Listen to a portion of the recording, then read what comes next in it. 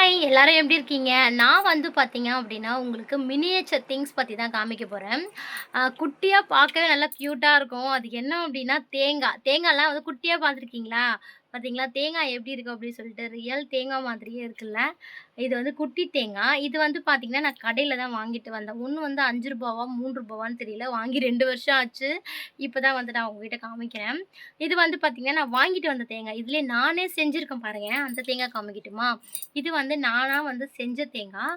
இது வந்து பார்த்தீங்க அப்படின்னா, ரியல் தேங்காய் மாதிரியே இருக்குல்ல. இது என்னன்னா, நம்ம நார்மலா தேங்காய் வாங்குவோம்ல, அந்த தேங்காய்லயே மேல வந்து நார் வரும்ல, அந்த நார வச்சு உள்ள ஒரு பால் வச்சு செஞ்சிருக்கேன்.